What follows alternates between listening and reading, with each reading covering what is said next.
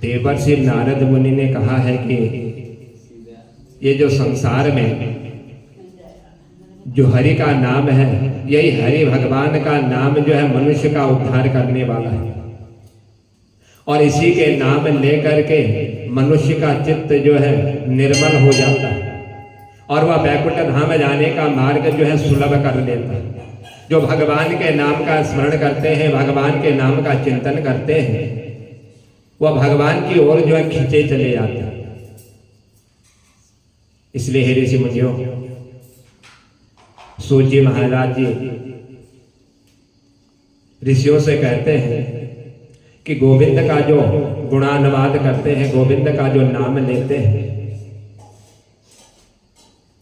उनका मन जो है बड़ा निर्मल और भगवान के नाम की ओर जब खींच करके चला जाता है और वही जो है उस मनुष्य का उद्धार करने वाला और उसको जो है मोक्ष प्रदान करने वाला होता है।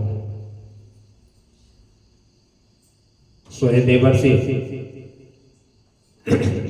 जिस तरह से मनुष्य जो है किसी चुंबक के द्वारा किसी लोहे को जब स्पर्श करता है और जब वह लोहा उस चुंबक की ओर खींचा चला आता है, उसी तरह से जो एकाग्र चित्त होकर के भगवान का चिंतन करता है, भगवान के नाम का स्मरण करता है, वह भी जो है भगवान की ओर उसी तरह से जो है खींचा हुआ चला आता है।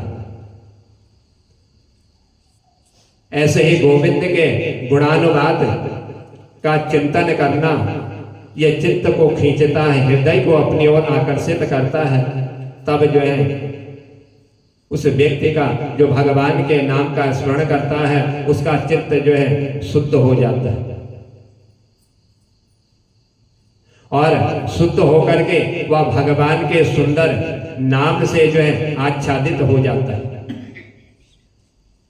क्योंकि सुखदेव जी महाराज जी का जो चित्त है वह बहुत सुंदर है, इसीलिए उनके चित्त को सुंदर होने से ही यह सब जो है उनकी ओर खींचे चले आते हैं और कोई भी जो है अपने को रोक नहीं पाता। इसी तरह से अज्ञान की, जिनको ज्ञान नहीं है, उस अज्ञान की जो ग्रंथियां होती हैं, जब तक ये ग्रंथियां खुलती नहीं है तब तक भगवान का चिंतन नहीं होता। अविद्या, राग, द्वेष, ये अज्ञान की ग्रंथियां जब तक ये खुल नहीं जाती तब तक जो है वह भगवान का चिंतन नहीं कर पाता। और जो ये ग्रंथियां बंद करके खुल जाती हैं तो वह भगवान का चिंतन करने लग जाता है। सुखदेव जी के पास किसी प्रकार का कोई संग्रह नहीं है, उन्होंने कोई ऐसा संग्रह नहीं किया हुआ है कि जिससे उनकी ग्रंथियां जो है खुल जाए। तो पहले से ही उनकी ग्रंथियां खुली हुई है, जिसके कारण सब लोग उनकी ओर जो है खींचे हुए चले आते हैं। सो हे नारद, ये सुखदेव जी का जो हृदय है, जिनका मन है, जो इनका शरीर है, इस शरीर में कोई भी एक ऐसी ग्रंथ नहीं है कि जिससे वह बंधे हुए। इसीलिए भगवान के नाम का चिंतन करने से ही, भगवान के गोविंद का नाम का स्मरण करने से ही हर व्यक्ति जो है उनकी कथा का श्रवण करने का आनंद जो है प्राप्त कर लेता है। जब वेद व्यास जी के पास शुक्राचार्य जी पधारे, दंडवत प्रणाम किया और प्रणाम करते हुए सुखदेव जी ने कहा कि गुरुदेव, ये जो आप प्रसाद का जो वितरण कर रहे हो, जिस प्रसाद को आप बांट रहे हो, क्या ये प्रसाद आप हमको भी दे सकते हो? क्या हमें भी यह प्रसाद आपके द्वारा प्राप्त हो सकता है? अपने प्रिय पुत्र को पा करके प्रसन्नता से आज आनंदित हो करके उठ करके श्री वेद व्यास जी महाराज, जिनके पीछे न जाने कितने लोग जो है चला करते हैं, कितने भक्त न जाने उनके पीछे चला करते हैं, और पुकारते हुए कहते हैं कि हे पुत्र, कि हे पुत्र, तुम कहां जा रहे हो, कहां भाग रहे हो? क्योंकि भगवान का नाम जो है बड़ा धन्य है। गोविंद के गुणानुवाद जो आज खुद ही जो है भागा हुआ मेरे पास पहुंच रहा है, मेरे समीप आ रहा है, यह सब भगवान की ही महिमा का जो है उद्देश्य है। भगवान के ही नाम का स्मरण करने का यह फल इनको प्राप्त होता है। यह प्रभु के चरित्र का जो चमत्कार है कि भेंटा करके अपने प्रिय पुत्र को आज भागवत संहिता प्रदान कर रहे हैं, उसकी कथा श्रवण करा रहे हैं, उस प्रसाद को वितरित करने जा रहे हैं। सुखदेव जी महाराज वेद व्यास जी मधुर सुंदर श्लोकों का जो है स्मरण करते हुए ये श्लोक जो है इनको सुनाते हैं और भगवान के गुणानुवाद के द्वारा इन श्लोकों का स्मरण करने पर ये सब जो है आज सुखदेव जी के सामने विराजमान है, क्योंकि अब तक केवल वो परमहंस थे, आज श्री परमहंस हो चुके हैं। इसीलिए आज से सगुण साकार श्री राधा कृष्ण के परम उपासक वह बन गए हैं जिन्होंने भगवान के नाम का जो है स्मरण किया हुआ है। इसलिए हे ऋषि मुनियों, उन्हें श्री सुखदेव जी महाराज ने अवसर आने पर परीक्षित के सामने यह सब कुछ जो है रख दिया। तो सुखदेव जी जैसे परमहंस 7 दिन तक उनके सामने बैठे रहे, सोहे देवर्षि वह 7 दिन तक लगातार परीक्षित को इस प्रकार से एक जगह बैठ करके जब कथा सुना रहे थे, तो परीक्षित ने भागवत की कथा श्रवण करी, उसका ज्ञान प्राप्त किया। तो देवर्षि नारद मुनि और ऋषि मुनि कहते हैं कि सुखदेव जी महाराज जी ने मात्र परीक्षित को ही यह भागवत की कथा का ज्ञान क्यों प्राप्त कराया और परीक्षित को ही सुखदेव जी ने जो इस भागवत श्रवण करने का पात्र क्यों बनाया? क्या इसके अलावा कोई और नहीं था कि जो इस कथा को श्रवण कर सकता? कोई और इसका पात्र बन जाता, किसी और को भी वह पात्र बना सकते थे, लेकिन एकमात्र परीक्षित को ही इस भागवत की कथा का श्रवण कराया। सो हे ऋषि मुनियों, के संसार में इनके अलावा कोई इस कथा को श्रवण करने वाला, कोई इसके प्रसाद को ग्रहण करने वाला, क्या इनको कोई और प्राप्त नहीं हुआ, कोई मिला नहीं? क्या कारण है कि एकमात्र इनको अपने समीप बैठा करके आज इनको कथा का श्रवण कराया? तो सूत जी कहते हैं कि हे ऋषि मुनियों, इस संसार में जिसका जिससे संबंध होता है और वही जो है उस कार्य को पूर्ण करने के लिए और वही बन करके उनके समीप जो है विराजमान हो जाता है। बेटा बन करके, बेटी बन करके, दामाद बन करके और बहू बन करके ये संसार में कौन आते हैं और क्यों आते हैं? कि जिसका तुम्हारे साथ कर्मों का बंधन होता है या कर्मों का लेना देना होता है, उस जन्म में जो शेष रह जाता है वही जो है इस संसार में तुम्हारे समीप जो है वही बन करके वह विराजमान हो जाता है। और जिसका लेना देना नहीं होता वह जो है इस संसार में नहीं आता,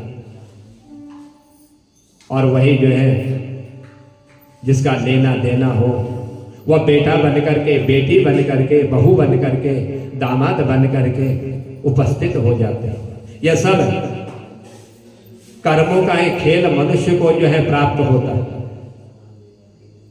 तो सूजी कहने लगे कि ऋषि मुनियों, अब मैं तुम्हें जो है कि मनुष्य किस प्रकार से बेटा, पुत्र, बहू, दामाद बन करके आते हैं। कि एक प्राचीन समय की बात है कि गांव में एक फौजी रहा करता था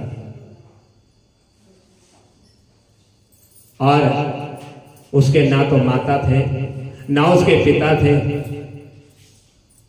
और ना ही उसकी शादी हुई थी, उसकी कोई संतान नहीं थी, कोई भाई तक उसका नहीं था, कोई बहन भी उसकी नहीं थी संसार में, उसके घर में उसका साथ देने वाला कोई भी जो है नहीं था।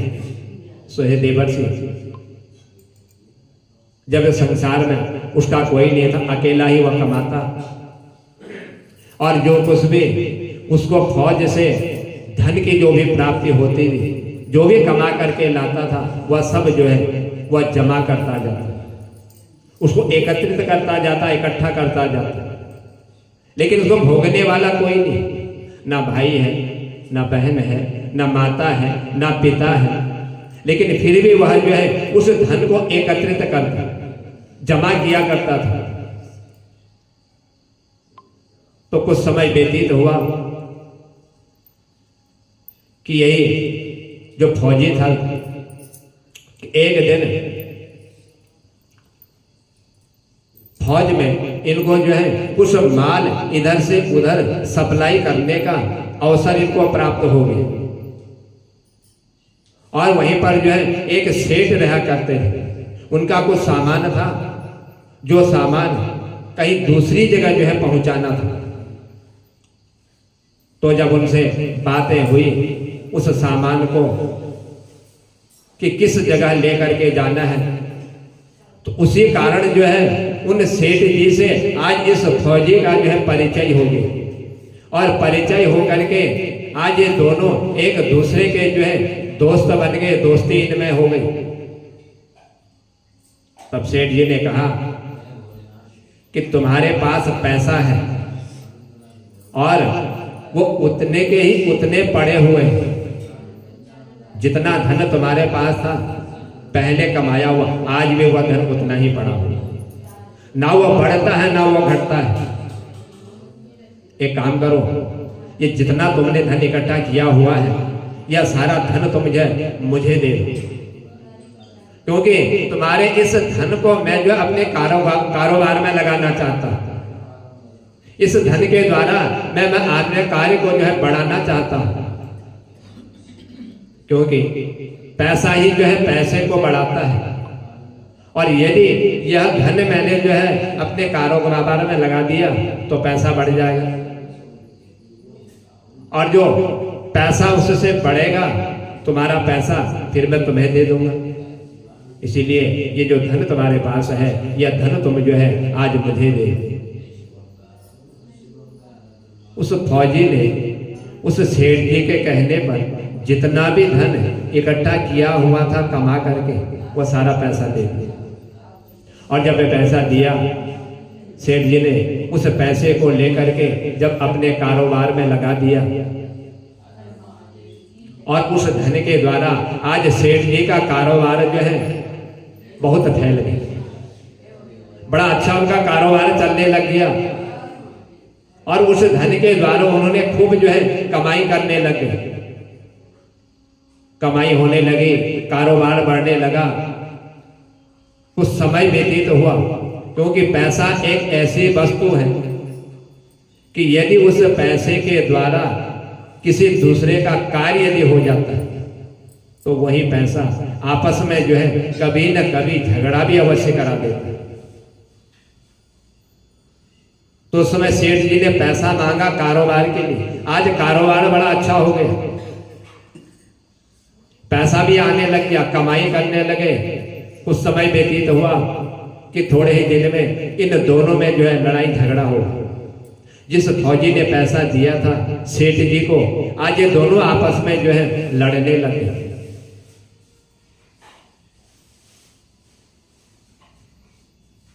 तो जब कुछ समय व्यतीत हुआ, इन दोनों में जब लड़ाई हुई, ये लड़ने के लिए जिस घोड़े पर चढ़ करके लड़ने के लिए जा रहा था, उसने कुछ ऐसी हरकत कर दी उस घोड़े ने,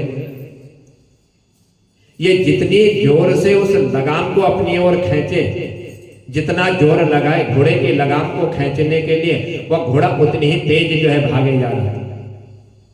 जितना ये जोर लगाए उतना वह भागे, खींचते खींचते उसने जो है वो जो गले में पट्टा पड़ा हुआ था उसके कारण जो है वह कट गए, लेकिन फिर भी वह जो है दौड़ करके दुश्मनों के बीच में जाकर के खड़ा हुआ।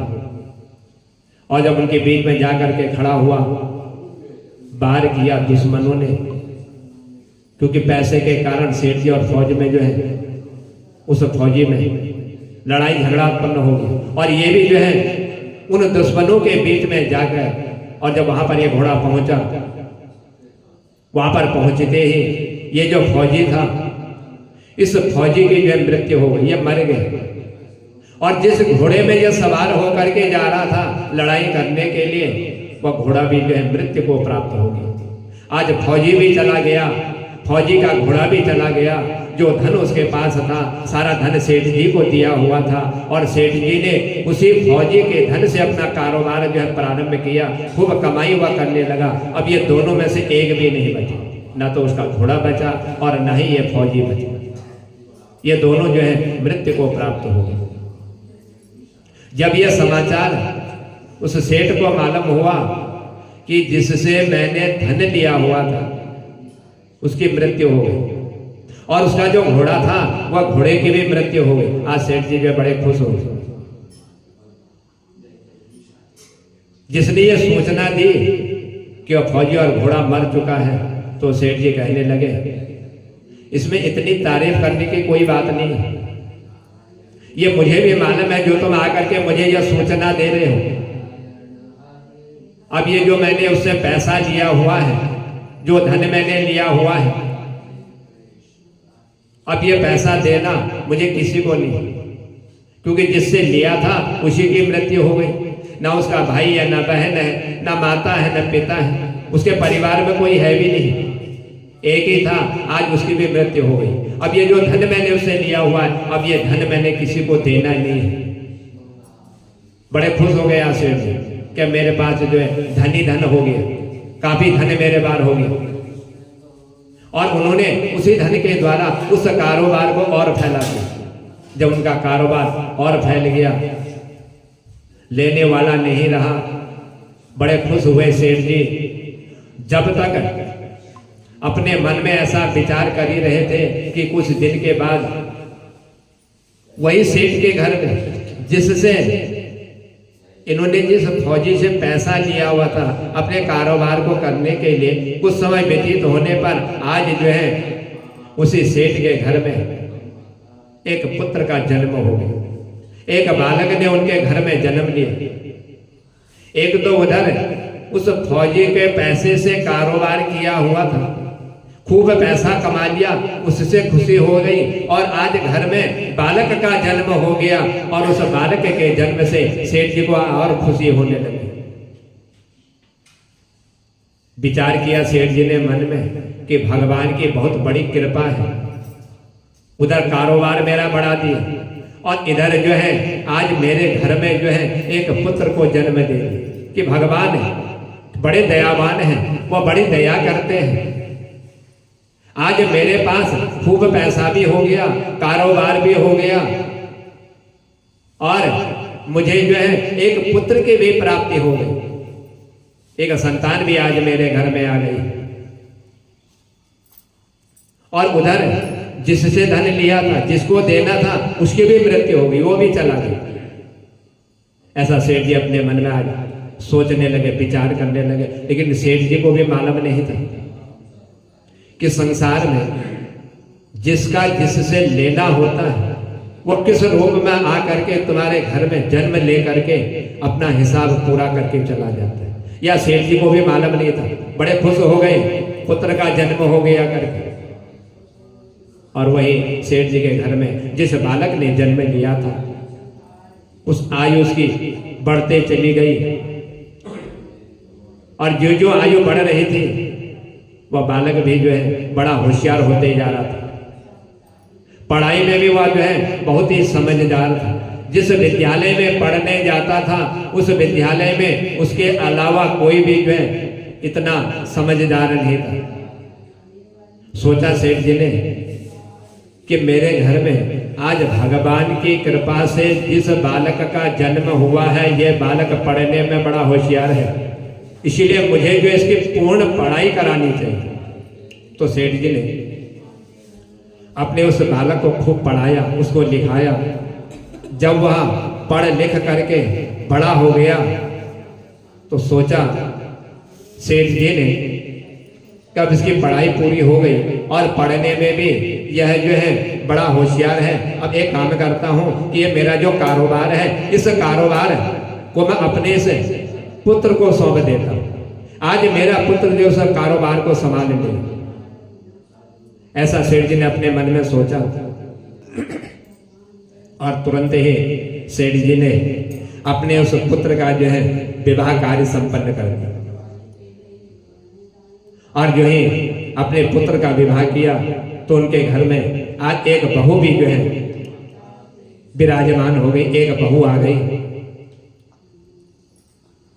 तो जब शादी करने के बाद इन्होंने सोचा कि अब मैंने जो है अपने इस पुत्र का जो है विवाह कार्य भी कर दिया है, लड़के की शादी हो गई, अब ये जो है मेरे इस कारोबार को संभाल ले। ऐसा सेठ जी अपने मन में विचार कर रहे, सोच रहे। लड़के की आयु और बढ़ने लग गई। उधर सेठ जी सोच रहे हैं कि कारोबार को अच्छी तरह से चलाएगा। ऐसा जो है सेठ जी ने अपने मन में विचार किया कारोबार संभालने का। लेकिन कुछ दिन व्यतीत हुए, कुछ समय व्यतीत होने पर अचानक एक दिन जो है सेठ जी के लड़के की तबीयत जो है कुछ खराब हो गई, उसका स्वास्थ्य जो है अस्वस्थ हो गई। और जो ही आज सेठ जी के लड़के का स्वास्थ्य कुछ अस्वस्थ हुआ, घबरा गए सेठ जी। तुरंत ही सेठ जी ने उस बालक को लेकर के एक डॉक्टर के पास लेकर के पहुंचे। आराम नहीं मिला, फिर उस डॉक्टर से हकीम के पास लेकर के पहुंचे, वहां भी आराम नहीं मिला। और फिर जो है हकीम से अपने उस पुत्र को ले जा करके किसी वैद्य के पास पहुंच गए। हर जगह दौड़ रहे हैं कि मेरा पुत्र सही हो जाए, इसका स्वास्थ्य सही हो जाए, ये मेरे कारोबार को संभाल ले। उनको अपने पुत्र की उतनी चिंता नहीं है जितने अपने कारोबार की। यदि पुत्र की मृत्यु हो जाती तो कारोबार संभालने वाला कौन है? सेठ जी के परिवार में कोई नहीं, और यदि सेठ जी की मृत्यु हो जाए तो कारोबार सब कुछ समाप्त हो जाए। इसलिए हर जगह दौड़ रहे थे, भाग रहे थे। जो भी वैद्य जी के पास ले जा करके अपने पुत्र को जब ये दिखाने लगे, उन्होंने जो कुछ भी उसको देख करके जो दवाइयां दी, वह सारी दवाई जो है ये अपने पुत्र को खिला रहे थे, अपने पुत्र को दे रहे थे। लेकिन उस वैद्य जी के दवाई के भी द्वारा इसके शरीर में कोई असर नहीं हो रहा था। कुछ भी उसको जो है जो रोग लगा हुआ था उसमें 1% का भी जो है लाभ प्राप्त नहीं हो रहा था। बीमारी बढ़ती जा रही है, जबकि दवाई लेने से कम होती, लेकिन कोई आराम नहीं मिला। कितना पैसा आज सेठ जी ने जो है अपने पुत्र के इलाज में जो है खर्च कर दिया, लेकिन पैसा खर्च होने के बाद भी जो है उस सेठ के पुत्र की जो बीमारी थी वह फिर भी बढ़ते जा रही है। रोग कट नहीं रहा था, पैसा भी खूब खर्च कर दिया। जब पैसा बहुत बर्बाद हो गया और रोग जो है समाप्त नहीं हो रहा था, अब अंत में डॉक्टर ने कह दिया कि इसका जो रोग है, जो उसको बीमारी लगी हुई है, यह लाइलाज है, इसका कोई इलाज ही नहीं है। आप कहीं भी ले जाओ, कहीं भी दिखा लो, लेकिन इस रोग का कोई इलाज नहीं है। ऐसा इसको एक बीमारी हो चुकी है जो लाइलाज है, जिसका इलाज नहीं हो सकता। इसको अब जो है असाध्य रोग हो चुका है। ऐसा डॉक्टर ने सेठ जी से कह दिया और कहा कि जो तुम्हारा ये पुत्र है जिसको असाध्य रोग जो है हो चुका है, ये 2-4 दिन का मेहमान है, इससे ज्यादा ये बचने वाला नहीं है। जो ही डॉक्टर ने सेठ जी को ये बात जो ही बतलाई, सुनते ही आज सेठ जी बड़े दुखी हो गए। सोचा कि भगवान की कृपा से पुत्र का घर में जन्म हुआ, और पुत्र का जन्म होते ही कुछ समय के बाद उसको ऐसा रोग लग गया कि डॉक्टर उसको असाध्य बतलाने लगे कि इसका कोई इलाज ही नहीं है। और इतना ही नहीं, कह दिया कि लड़का 2 या 3 दिन में इसकी मृत्यु हो जाएगी। या डॉक्टरों ने जवाब दे दिया। सेठ जी निराश हो गए। लड़के को लेकर के रोते हुए जब अपने घर की ओर आ रहे थे तो रास्ते में जिस मार्ग से अपने घर की ओर आ रहे थे उसी मार्ग में इनको एक व्यक्ति इनको दिखाई दिया, और सेठ जी को रोता हुआ देख करके कहने लगा, अरे सेठ जी आप रो क्यों रहे हो? क्या हो गया आपको? आपके रोने का कारण क्या है? आप जो है आज बहुत दुखी लग रहे हैं, बड़ा दुख आज आपको प्राप्त हो गया है। सो आपके इस दुख का कारण क्या है और आप इतना विलाप क्यों कर रहे हैं? सेठ जी ने सोचा कि यदि मैं अपना कारण इसको बतला देता हूं तो शायद कहीं से मेरा यह दुख दूर हो जाए और मुझे को शांति प्राप्त हो जाए। तुरंत ही सेठ जी ने कहा कि ये जो मेरे साथ बालक है ये बड़ा जवान है, अब इसकी आयु पूरी नहीं हुई है। मैंने सोचा कि घर में एक पुत्र ने जन्म लिया है भगवान की कृपा से, और बुढ़ापे में मेरी सहायता करेगा, मेरी मदद करेगा, मेरा सहारा बनेगा बुढ़ापे में। लेकिन क्या करूं, अब ये बीमार हो, इसको बीमारी लग गई। जो ही मैंने इसकी शादी करवाई तो उस शादी करवाने के ही उस समय के बाद जो है इसको रोग लग गया, और उस रोग को दूर करने के लिए न जाने मैंने कितना धन व्यय कर दिया, कितना पैसा मैंने बर्बाद कर दिया, कितना पैसा खर्च कर दिया। जिसने जितना मांगा मैंने उतना दिया, लेकिन आज डॉक्टरों ने जवाब दे दिया है कि अब तुम्हारा यह पुत्र जो है बचने वाला नहीं, अब यह बचेगा नहीं, अब इसकी मृत्यु हो जाएगी, क्योंकि इसको जो है असाध्य रोग लग चुका है, जिस रोग का कोई इलाज नहीं है, जो इलाज है उसी रोग के कारण आज तुम्हारे पुत्र की जो मृत्यु हो जाएगी। ये डॉक्टरों ने आज मुझे बतला दिया। और इतना ही नहीं, कह दिया कि ले जाओ घर, 2-3 दिन का मेहमान है, उसके बाद इसकी मृत्यु हो जाएगी। ये सेठ जी अपने घर में जाते हुए मार्ग में जिस आदमी से ऐसी बातें कर रहे थे, जिसको बतला रहे थे, वह कहने लगा, अरे सेठ जी आप जो है इतने दुखी क्यों हो रहे हो? अपने दिल को आप इतना छोटा क्यों कर रहे हो? इसमें दुखी होने का आपको जो है जो इतना सोच कर रहे हो, जो विचार कर रहे हो, ये तो डॉक्टरों का कार्य होता है कि जब उनसे कोई रोग दूर नहीं हो पाता, पैसा भी ले लेते हैं और अंत में कहते हैं कि अब उसका जीवन जो है कुछ ही समय के लिए बचा हुआ। कहने करके सेठ जी तुम क्यों अपने दिल को जो इतना छोटा कर रहे हो? मैं जहां पर रहता हूं मेरे ही पड़ोस में एक वैद्य है, वो बहुत बढ़िया दवा देते हैं और पैसा भी बहुत कम लेते हैं, ज्यादा पैसा भी नहीं लेते, और दवाई भी बड़ी अच्छी देते हैं। इसलिए आप एक काम करो, इसको जो है उस वैद्य के पास ले जा करके उसकी दवाई ला करके खिला दो। मैंने सुना भी है, देखा भी है कि वो वैद्य ऐसे हैं कि यदि व्यक्ति मृत्यु को भी प्राप्त हो जाए तो उसको भी वो जिंदा कर देते हैं अपनी दवाई से। उस वैद्य की दवाई खा करके मुर्दा भी जो है जिंदा हो जाता है। और उधर जो है वो वैद्य जी जब इस सेठ जी को बतला रहे थे तो ये कहने लगे, जाओ जाकर के उन वैद्य जी से तुम तुरंत जो है उस दवा को लेकर के आओ। और जो ही उस आदमी ने सेठ जी से कहा कि ज्यादा विलंब मत करो, जिस डॉक्टरों ने तुम्हें जो है 2-3 दिन का मेहमान इसको बतलाया हुआ है, उसी वैद्य की दवाई के द्वारा तुम्हारा यह पुत्र जो है ठीक हो जाएगा। आज उस व्यक्ति के कहने पर तुरंत ही सेठ जी दौड़ करके पहुंचे उस वैद्य के घर पर। वहां से उन्होंने जो है अपने पुत्र के लिए दवाई ली और पैसा भी वैद्य जी ने उस दवाई का कम से कम उसने पैसा दिया।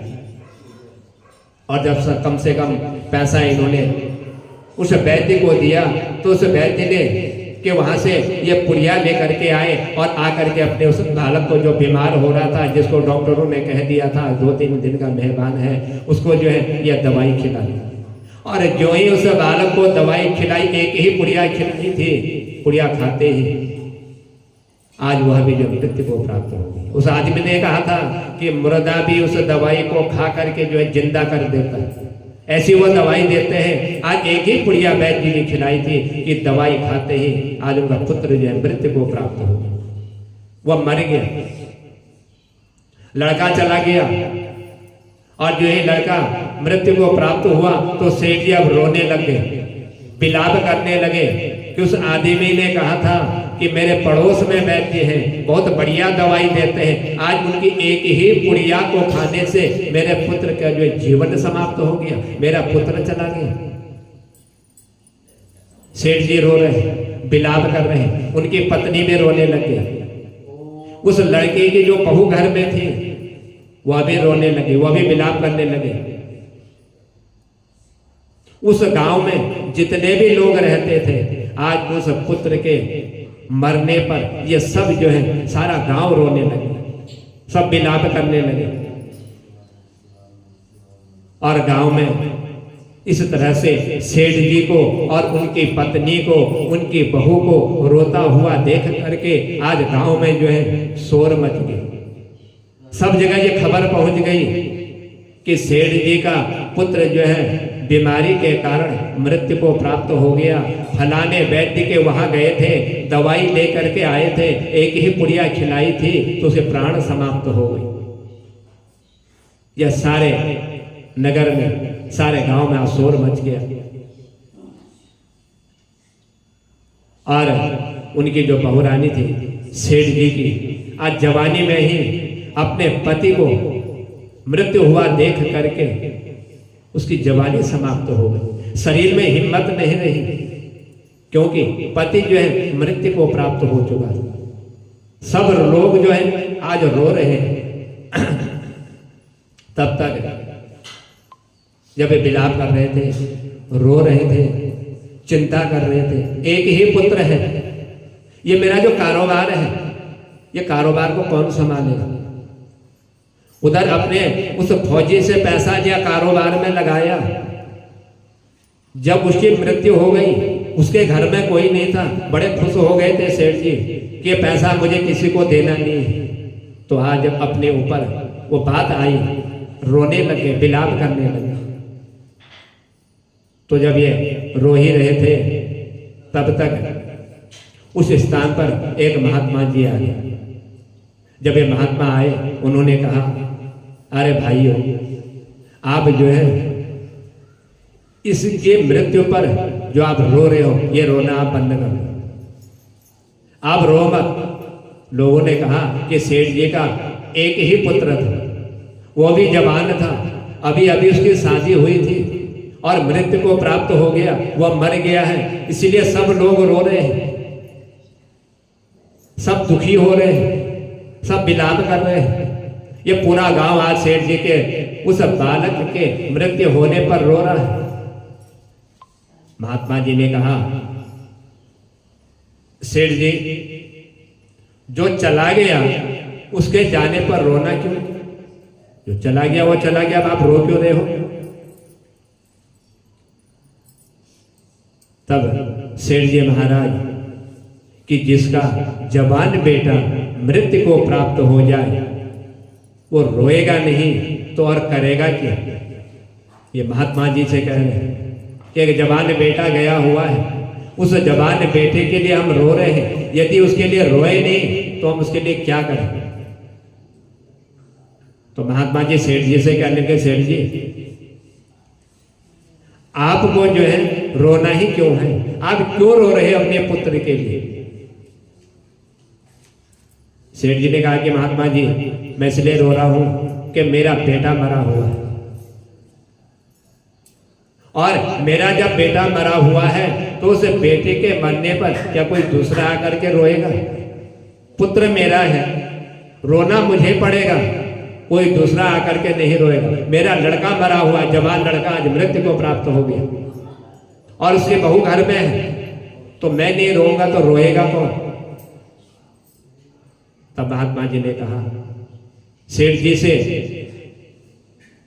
आप स्मरण कीजिए, ध्यान कीजिए, एक बार तो अपने मन में सोच लीजिए कि जिस फौजी से आपने पैसा लिया था, जब लड़ाई में उसकी मृत्यु हो गई तो तुम कितने खुश हो रहे थे कि अब ये पैसा मुझे किसी को नहीं देना पड़ेगा। बड़ी खुशी तुम्हें हो रही थी, तो उसमें तुमने ध्यान नहीं दिया, उसमें तुम्हारे मन में यह विचार नहीं आया कि उसने मेरी मदद करी, मेरी सहायता करी, मुझे धन दिया, मेरा कारोबार उसके धन के द्वारा इतना आगे बढ़ गया। तुम बड़े खुश हो रहे थे कि अभी धन मुझे लौटाना नहीं पड़ेगा, किसी को देना नहीं पड़ेगा। आज तुम्हारा पुत्र मृत्यु को प्राप्त हो गया तो आज तुम रो रहे हो। तुम किसके लिए रो रहे हो? सेठ जी ने महात्मा की ऐसी बात सुन करके कहा कि कौन से दिन की आप बात कर रहे हो, किस दिन की आप बात कर रहे हो? तब महात्मा जी ने सेठ जी को याद दिलाया कि फौजी ने जिस दिन तुमको पैसा दिया हुआ था, याद कुछ आ रहा है कि जिसने तुम्हारी सहायता करी थी, तुम्हारे कारोबार को बढ़ाने के लिए जिससे तुमने पैसा मांगा था और तुम्हें उस फौजी ने तुम्हें पैसा दिया था।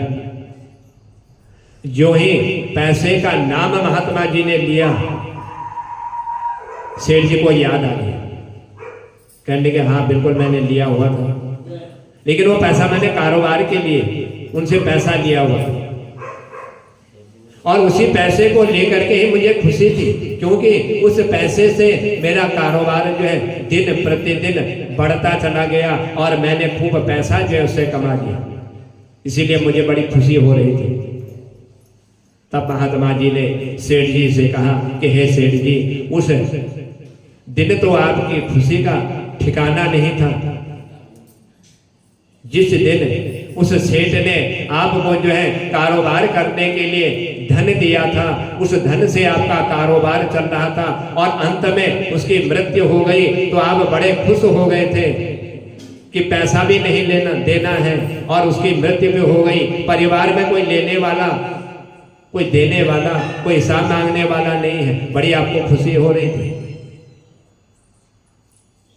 उस दिन आपका खुशी का कोई ठिकाना नहीं था। फिर सेठ जी महात्मा जी से कहने लगे कि हे महात्मा जी, आप मेरी उस खुशी का किस दिन की बात कर रहे हैं? कौन से दिन की बात कर रहे हैं? तुरंत महात्मा जी ने कहा फौजी से, उस सेठ जी से, कि जिस दिन उस फौजी की मृत्यु हो गई थी, सोचा कि अब तो पैसा भी नहीं देना पड़ेगा। या आप सोच रहे थे कि अब मुझे उसका पैसा नहीं देना पड़ेगा, अब मेरे पास जो है कारोबार भी बढ़ गया है, पैसा भी खूब आ गया है, अब देना भी नहीं पड़ेगा। इसी कारण आप जो है उसकी मृत्यु पर बड़े खुश हो रहे थे।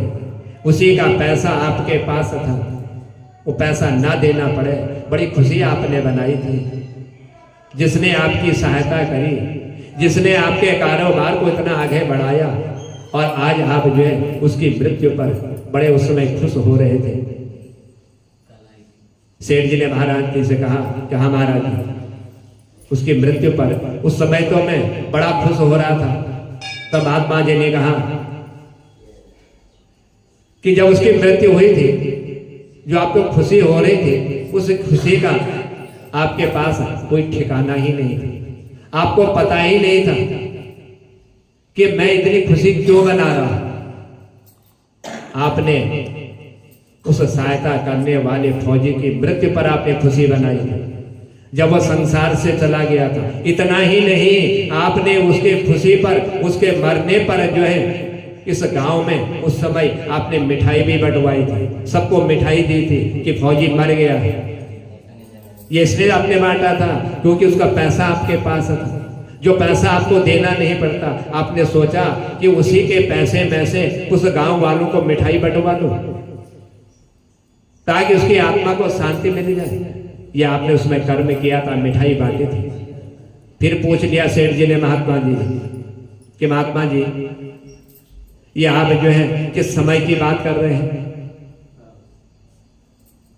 महात्मा जी ने कहा कि मैं उस समय की बात कर रहा हूं जिस समय उस फौजी की मृत्यु तो हो गई, और फौजी की मृत्यु होने पर जब तुमने अपने कारोबार को और आगे बढ़ाने प्रारंभ कर लिया और तुम्हारे घर में पुत्र का जन्म हो गया, और जब तुम्हारे घर में पुत्र का जन्म हुआ था कितनी खुशी तुमने बनाई थी। फौजी के मरने पर खुशी बनाई, अपने घर में बालक का जन्म हुआ तो तुमने खुशी बनाई। सेठ जी ने कहा कि महाराज जी मेरे घर में एक पुत्र का जन्म हुआ था, उसी पुत्र के जन्म के कारण ही मैंने खुशी बनाई थी कि मेरे घर में बालक का जन्म हुआ है, तो मैंने मिठाई बंटवाई थी, सब लोग खुश थे, मैं भी खुश हो गया। तो यदि मैं अपने पुत्र के जन्म पर यदि खुश नहीं होता तो आप ये बतलाइए क्या बालक का जन्म घर में हो रहा है और मैं उसमें रोता विलाप करता? ये तो अवसर ही खुशी का था, इसलिए मुझे भी खुशी हो गई। तब महात्मा जी ने सेठ जी से कहा कि हे सेठ जी, उस समय जब आप खुशी बना रहे थे उसी खुशी के कारण आपके पैर जो है जमीन पर नहीं पड़ रहे थे, इतनी खुशी आपको हो गई थी, बड़े खुश हो रहे थे। फिर सेठ जी ने महात्मा जी से कहा कि हे महात्मा जी आप किस खुशी की बात कर रहे हो? बार बार पूछे जा रहे हैं जैसे कि महात्मा जी अंतर्यामी सब कुछ जानते हो और सेठ जो अनजान बन रहा हो, बार बार पूछ रहा है आप किस खुशी की बात कर रहे हो?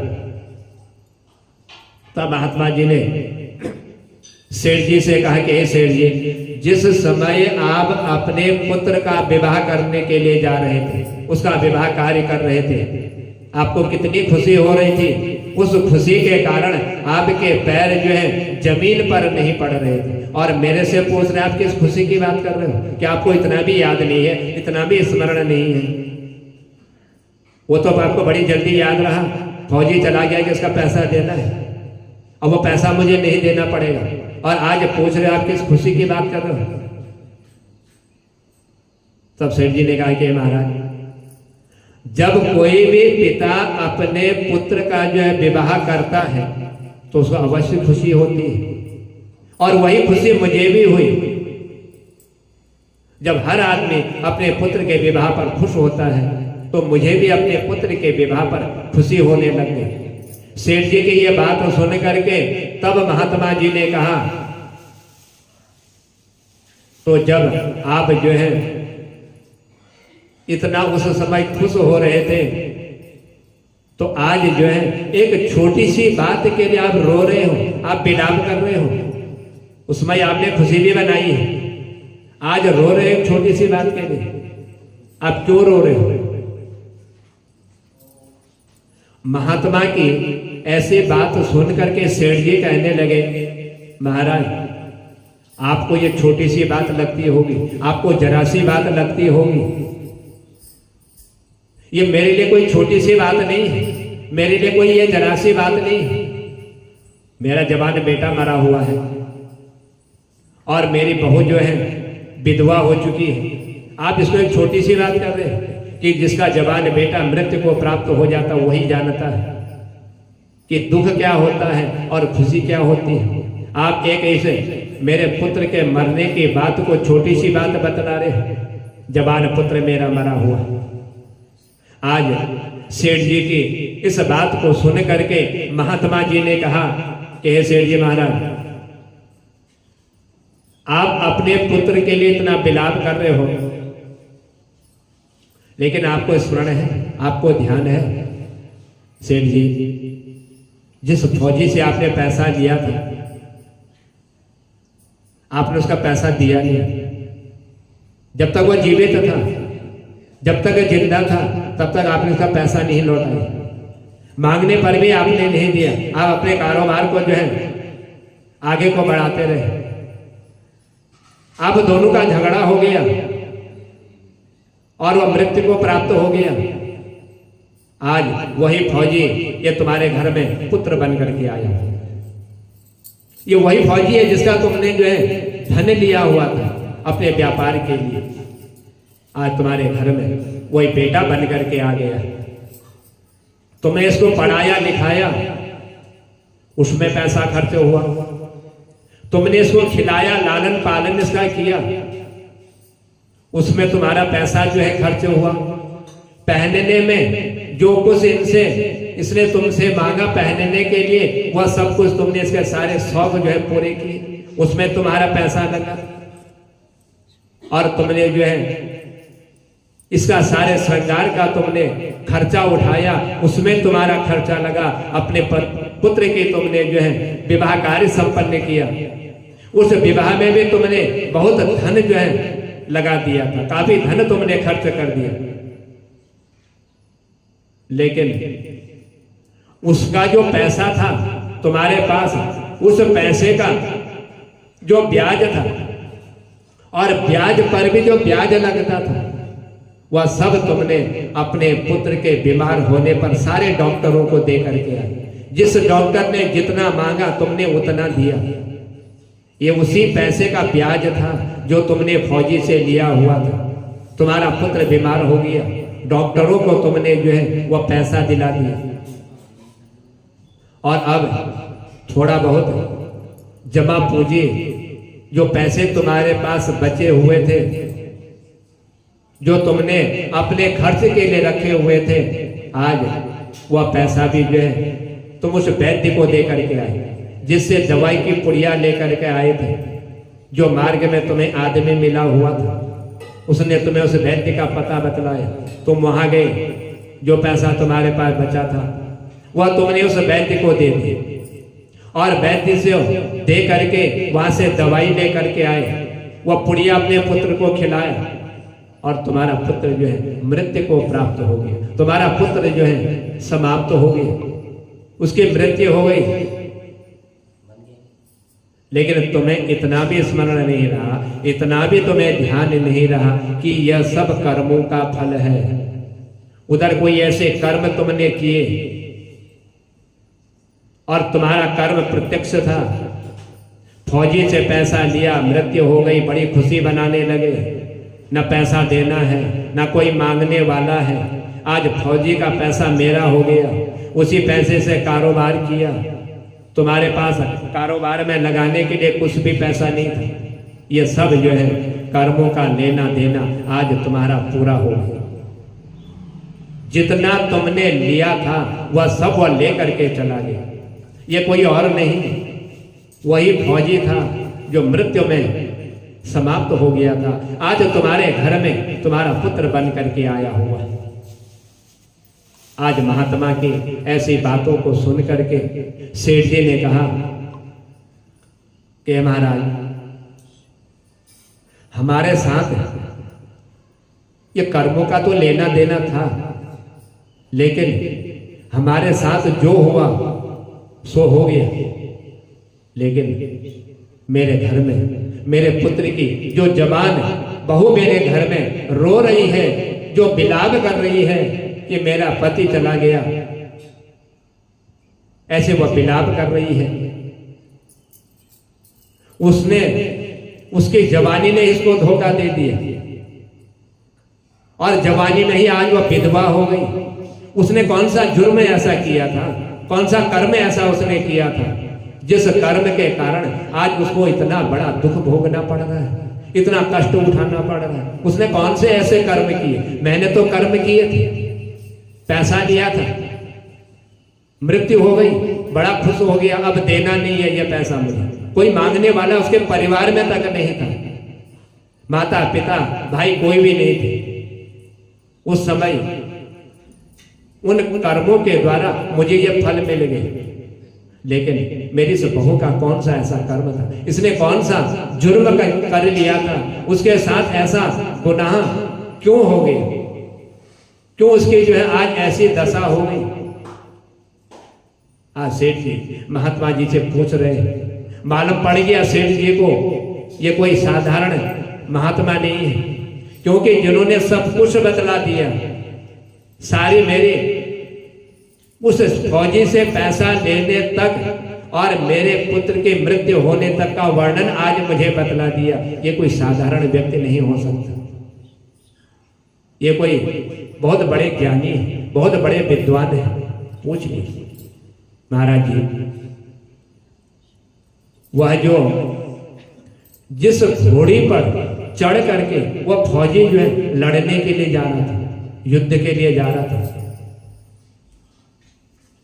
तो आपको भी मालूम है, यह स्मरण आपको भी होगा कि उस घोड़ी पर चढ़ करके जब युद्ध के लिए जा रहा था, उसी घोड़ी ने जो है इस फौजी को भी धोखा दिया था, उसकी मृत्यु हो गई थी। जब ये लगाम खींच रहा था, लगाम खींचते हुए उसका गला कट गया और गला कटते ही उस घोड़ी की मृत्यु हो गई, और घोड़ी की मृत्यु होने पर यह फौजी भी जो है मृत्यु को प्राप्त हो गया। उसी घोड़ी ने जो है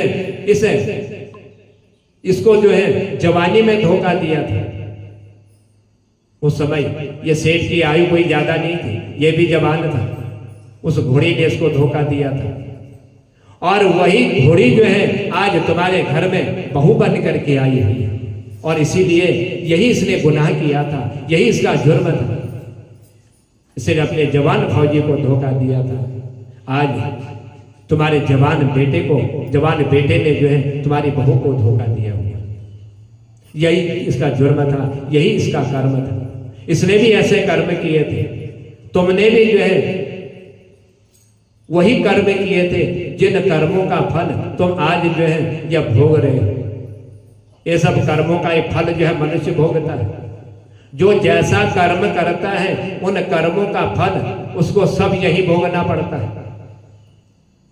सेठ जी, आपको ज्ञात हो गया, आपको मालूम हो गया होगा कि जैसे मैंने कर्म किए थे और वैसे ही जो कर्मों का फल था, उन कर्मों का फल जो है आज सब मैंने जो है यहीं पर भोग लिया है। इसका जरा स्मरण कीजिए कि तुमने जो है ऐसे ऐसे जो कर्म किए थे, उन कर्मों के द्वारा जो कुछ भी तुम्हें फल मिला हुआ है, या वही घोड़ी जो है जब मृत्यु को प्राप्त हो गई, तुम्हारे घर बहू बने करके आई, और आज तुम्हारे बेटे ने जो है इस बहू को धोखा दिया। यह सब उसके कर्मों का ही फल है। यदि उस समय युद्ध में जो है इसकी मृत्यु नहीं होती तो तुम भी जो है इतने खुश नहीं होते, इतनी खुशी नहीं बनाते। जो पैसा तुमने उससे लिया हुआ था, वह पैसा तुमको अवश्य जो है देना पड़ता। तुमने कर्मों का फल भोगा। जितना पैसा उस फौजी का तुम्हारे पास था, वह सारा धन तुमने जो है अपने पुत्र के रोग को दूर करने में लगा दिया, और जो इसकी पत्नी का जो कर्म था, जो जुर्म था, वह भी तुम्हारे सामने जो है प्रत्यक्ष दिखाई दी। इसीलिए इसमें किसी प्रकार की कोई ऐसी चिंता करने की तुम्हें आवश्यकता नहीं है। आज महाराज जी ने या सेठ जी को सब कुछ जो है ज्ञान करवा दिया। महात्मा की आज ऐसी बात सुन करके या बड़ा खुश हो गए। सेठ जी सोचने लगे कि महात्मा ने मेरे जो है सब कुछ कर्मों का फल आज मुझे जो है यहीं पर बतला दिया, और उन कर्मों का जो जुर्म था, जो फल था, वह मैंने भोग लिया। वही फौजी जो है पुत्र बन करके आया, आज उसने मुझे धोखा दिया, और वही घोड़ी जो जिसकी मृत्यु हो चुकी थी, और आज जो है उसी ने मुझे आकर के मेरे घर में बहू बन करके आज मुझे धोखा दिया हुआ है। यह सब आज जो है उनकी बात सुन करके, महात्मा की ऐसी बात सुन करके आज सेठ जी अपने मन में विचार करने लगे, सोचने लगे कि मनुष्य जिस प्रकार के कर्मों को करता है, उन कर्मों का फल उस मनुष्य को जो है अवश्य ही भोगना पड़ता है। हम किसी के प्रति यदि खुशी बनाते हैं तो उस खुशी का हमको भी किसी न किसी दिन जो है दुख अवश्य ही भोगना पड़ता है। समझ गए आज उनकी बात सुन करके कि आज जो है जो महात्मा जी ने मुझे बतलाया है, यह सब जो है मुझे अपने कर्मों का जो है फल प्राप्त हो गया। सेठ जी ने महात्मा की ऐसी बात सुन करके कल के महात्मा जी कि अपने कर्मों के ही द्वारा जिसका जिससे जो संबंध होता है वह उसी परिवार में वही बन करके जो है जन्म लेता है। तो तुमने जो है फौजी को दुख दिया था, वही फौजी पुत्र बन के आया, जीते जी तुमने उसका पैसा नहीं लौटाया। आज जो है अपने पुत्र के मर जाने पर वह सारा पैसा अपना लेकर के चला गया। और जिस घोड़ी ने उस फौजी को धोखा दिया था उसने भी जो है अपने कर्म का पूरा हिसाब किताब करते हुए आज तुम्हारे घर में जो है बहू बन करके रोने लगे, विलाप करने लगे। वह भी उसने अपना हिसाब सारा ले लिया। इसीलिए जिसका जिसके साथ जैसा कर्म होता है वह उसी कर्म के द्वारा उसी के वहां जो है जन्म लेता है। वही बहू बन करके आता है, वही पुत्र बन करके आता है, वही माता पिता बन करके आता है। यह सब कर्मों का ही खेल है।